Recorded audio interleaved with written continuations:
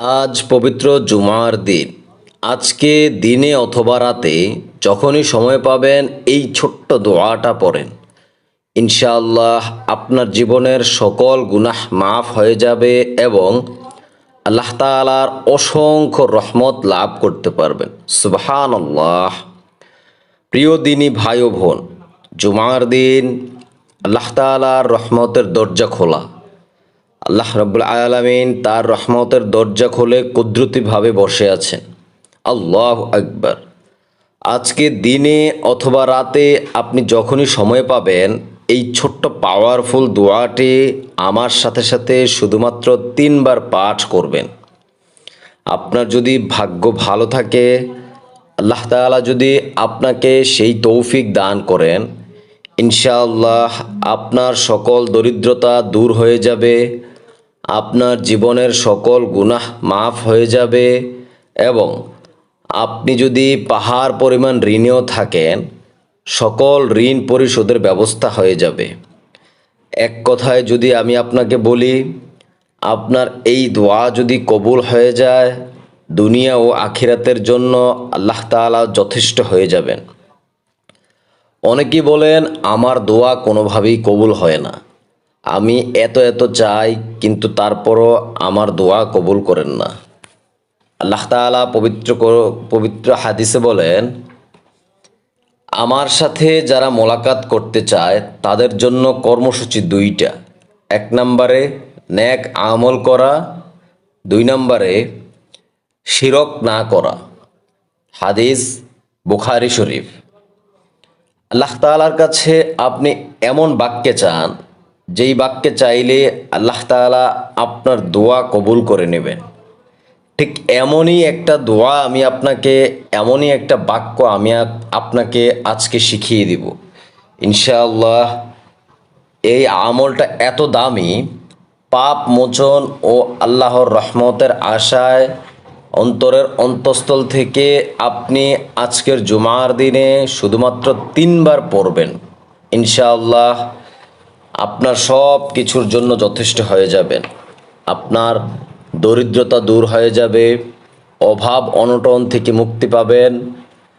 যারা অনেক বালা মুসিবত এবং বিপদ আপদে আছেন, ইনশাআল্লাহ আল্লাহ তাআলা সকল বালা মুসিবত থেকে আপনাকে রক্ষা করবেন। যারা বেকার আছেন আপনাদেরকে আমি বিশেষভাবে বলবো, আজকে তো এই দোয়াটা পড়বেনই, তাহাজ্জুদের সময় পড়ার চেষ্টা করবেন। ইনশাআল্লাহ আপনার দোয়া অবশ্যই কবুল হবে। তবে সেক্ষেত্রে শর্ত হচ্ছে ধৈর্য ধারণ করে আল্লাহ তাআলার উপর পরিপূর্ণ বিশ্বাস রেখে এই দোয়াটা পাঠ করবেন। আল্লাহ তাআলা আপনার গুনাহগুলি ক্ষমা করে দিবেন। এই চোখ দ্বারা যত গুনাহ করেছেন, এই কান দ্বারা যত মিথ্যা কথা শুনেছেন, গান শুনেছেন, এই মস্তিষ্ক এবং চিন্তা ভাবনা দিয়ে যত খারাপ চিন্তা করেছেন, হাত দিয়ে যত গুনাহ করেছেন, সকল গুনাহ আল্লাহ তাআলা মাফ করে দিবেন। সুবহানাল্লাহ। চলে গেছে আমাদের থেকে পবিত্র মাহে রমজান। জানি না কার গুনাহগুলি ক্ষমা হয়েছে, কে আল্লাহ তাআলার প্রিয় বান্দা হয়েছেন। তবে এই জুমার দিন সপ্তাহের শ্রেষ্ঠ দিন। এই দিনে এই আমলটা কোনোভাবেই ছাড়বেন না। প্রিয় যুবক ভাই ও বোনেরা, আপনার কাছে বিনীতভাবে অনুরোধ করব, কত সময় তো নষ্ট করেন। এই ভিডিওটা দেখে এই ছোট্ট দোয়াটা এখান থেকে শিখে যান, আপনার সারা জীবনের জন্য যথেষ্ট হয়ে যাবে। হে আল্লাহ, যারা এই ভিডিওটা গুনাহ মাফের উদ্দেশ্যে এবং তাদের জীবনের ভালো কিছুর উদ্দেশ্যে, ভালো ভাগ্যের উদ্দেশ্যে দেখতেছে এবং দোয়াটা আমল করতেছে, তাদের জীবনের সকল গুনাহগুলি আপনি মাফ করে দিন। রব্বুল আলামিন আপনি যদি মাফ করে দেন, কারো কাছে কোনো জবাব দিতে হবে না। হে আল্লাহ, আমরা তো আপনার প্রিয় বান্দা। এই প্রিয় বান্দাদেরকে বালা মুসিবতে রেখে, সমস্যায় রেখে আপনার কোনো লাভ হবে না। রব্বুল আলামিন আপনি আমাদের জন্য দুনিয়া ও আখিরাতের জন্য যথেষ্ট হয়ে যান। আমিন। দয়া করে অবশ্যই কমেন্ট বক্সে আমিন লিখে যাবেন। সেই ছোট্ট দোয়াটাকে আমি বলতেছি, এখন 3বার পাঠ করে যাবেন এবং শেয়ার করে দিয়ে পরিবার পরিজন যারা আছে সবাইকে দেখার সুযোগ করে দিবেন, আমল করার সুযোগ করে দিবেন। ইনশাআল্লাহ কিয়ামত পর্যন্ত আপনার আমল নামায় সেই সওয়াব উঠতে থাকবে। সুবহানাল্লাহ। সেই দোয়াটা হচ্ছে, রব্বি গফির ওয়ারহাম ওয়া আনতা খায়রুর রাহিমিন ওয়া আনতা খায়রুল গাফিরিন। পড়েন, আমার সাথে সাথে পড়েন। রব্বি গফির ওয়ারহাম ওয়া আনতা খায়রুর রাহিমিন ওয়া আনতা খায়রুল গাফিরিন।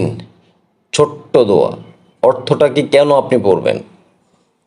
হে আমার রব, আমাকে মাফ করে দাও এবং আমাদের প্রতি দয়া করো। তুমি দয়ালুদের মধ্যে সর্বোত্তম দয়ালু এবং তুমি মার্জনাকারীদের মধ্যে সর্বোত্তম মার্জনাকারী। মাশাআল্লাহ, কি সুন্দর অর্থ দেখেন। সকল দোয়া এবং আরবি অর্থসহ পড়ার চেষ্টা করবেন। জুমার দিনে 11টা আমল রয়েছে যারা আমরা অনেকেই জানি না। আমি প্রিয় মা ও বোনদেরকে বিশেষভাবে অনুরোধ করব, এই আমলগুলো আপনি আপনার বাবা, স্বামী, ছেলে এবং যারা আছে তাদেরকে বলবেন। প্রয়োজনে ভিডিওটা শেয়ার করে দিয়ে তাদেরকে দেখার এবং আমলগুলো শেখার সুযোগ করে দেন।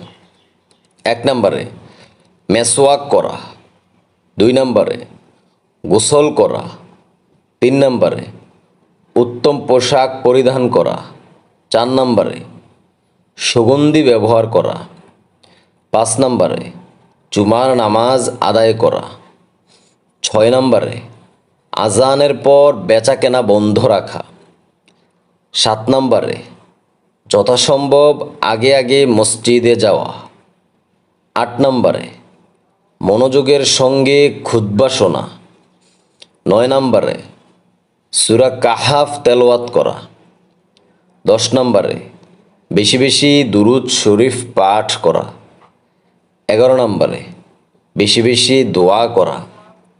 মা ও বোনদেরকে আমি বলবো, এই 11টা আমল আপনি শিখিয়ে দিবেন তাদেরকে। আর আপনার জন্য এই জুমার দিনের আমল হচ্ছে সূরা কাহাফ বেশি বেশি তেলাওয়াত করুন এবং দোয়া করুন। জুমার দিন এমন একটা সময় রয়েছে যেই সময়টাতে দোয়া করলে আল্লাহ তাআলা অবশ্যই অবশ্যই সেই দোয়া কবুল করে নেন। ওলামাদের ধারণা মতে সেই সময়টা হচ্ছে আসর থেকে মাগরিবের আজান পর্যন্ত।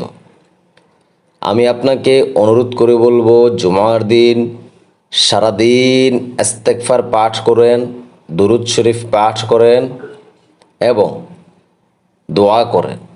সেই সময়টা যখনই হোক না কেন যেন আপনার মিস না হয়। ভালো থাকবেন। চ্যানেলে নতুন হয়ে থাকলে অবশ্যই চ্যানেলটা সাবস্ক্রাইব করে সঙ্গে থাকবেন।